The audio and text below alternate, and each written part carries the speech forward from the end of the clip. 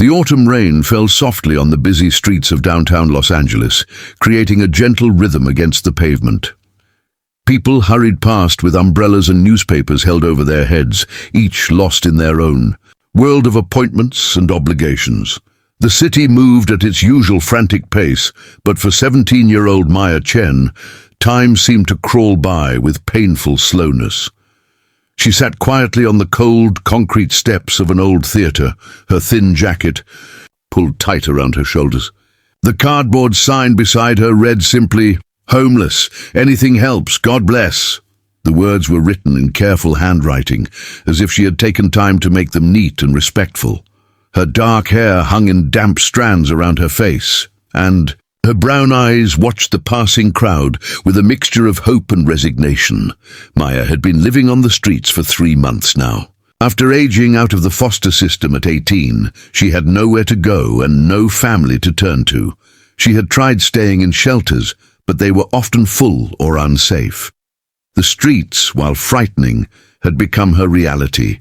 Each day was a struggle. To find food, a safe place to sleep, and enough money to survive until tomorrow. As the afternoon wore on, people continued to walk past. Some avoided eye contact entirely, while others offered sympathetic glances but kept moving. A few kind souls had dropped coins into the small coffee cup beside her, and Maya whispered thank you to each one, even when they couldn't hear her. The rain began to fall harder, and Maya pulled her jacket tighter. She was getting ready to find shelter for the evening when she noticed a man approaching slowly down the sidewalk. He wore a simple black coat and a worn baseball cap pulled low over his eyes. Unlike the other passers-by, he wasn't rushing. He moved with deliberate steps, as if he had all the time in the world. The man was James Morrison, a successful actor who had been walking these same streets for years. Today, something had drawn him away from his usual route home. Maybe it was the gentle rain, or maybe it was simply intuition, but he found himself walking through this older part of the city instead of taking his car. As James approached the theater steps, he saw Maya sitting there with her sign. But what caught his attention wasn't her request for help. It was something else entirely.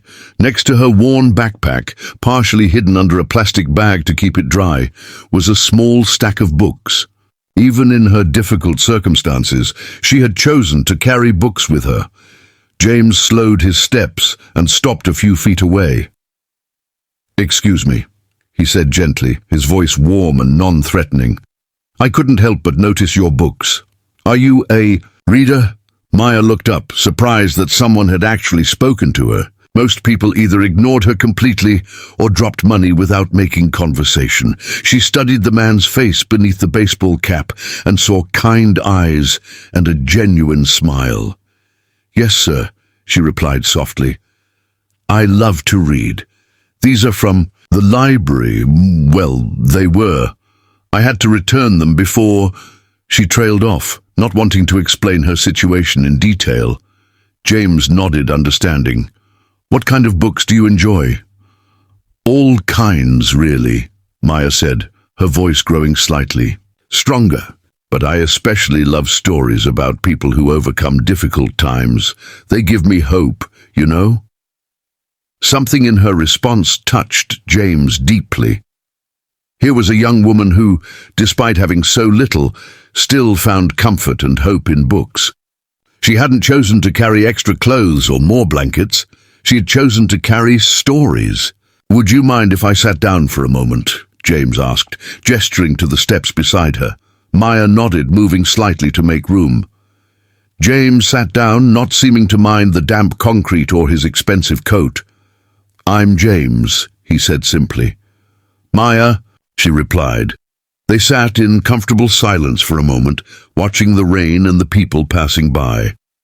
James was thinking carefully about what he had observed. This wasn't just someone who had fallen on hard times. This was someone with intelligence, dignity, and dreams that extended beyond her current circumstances. "Maya," James said finally, "can I ask you something? If you could do anything with your life, what would it be?" Maya was quiet for a long moment. People had asked her for spare change, for directions, for the time, but no one had asked her about her dreams in months. "I want to go to college," she said quietly. "I want to study literature and maybe become a teacher someday. I know it sounds impossible right now, but I still think about it every day." James felt his heart swell with both sadness and admiration. Here was a young woman with clear goals and aspirations, someone who deserved every opportunity to succeed. Yet she was trapped in circumstances that seemed impossible to escape alone. "Maya," he said, his voice serious but kind, "what if I told you that your dreams aren't impossible? What if I told you that sometimes, when we least expect it, life provides us with opportunities to change everything?" Maya looked at him with confusion and cautious hope. "I'm not sure what you mean, sir." James reached into his coat pocket and pulled out his phone.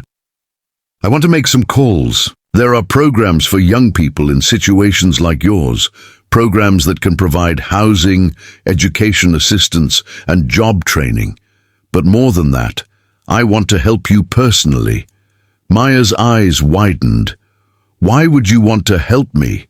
You don't even know me." "Because," James said with a gentle smile, "in the few minutes we've been talking, you've shown me more character and determination than most people I know. You've maintained your dignity, your hope, and your dreams despite everything you've been through. That tells me everything I need to know about who you are." Over the next hour, James made several phone calls. He contacted a friend who ran a non-profit organization for homeless youth, spoke with an admissions counselor at the local community college, and arranged for Maya to have a safe place to stay that very night. But James's help didn't stop there. Over the following weeks, he became a mentor and friend to Maya. He helped her enroll in classes, found her a part-time job at a local bookstore, and most importantly, reminded her every day that she was worthy of all the good things life had to offer. Maya never forgot that rainy afternoon when a stranger noticed not just her need for help, but her love of books and learning. It wasn't just the practical assistance that changed her life. It was the fact that someone had seen her as a whole person with dreams and potential, not just someone to pity or ignore. 2 years later, Maya was thriving in college, working toward her degree in education.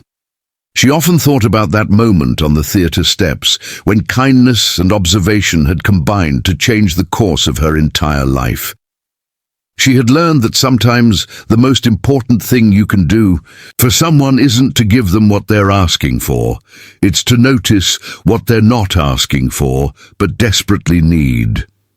And James? He continued his walks through the city, always keeping his eyes open for others who might need not just help, but someone to truly see them for who they were and who they could become.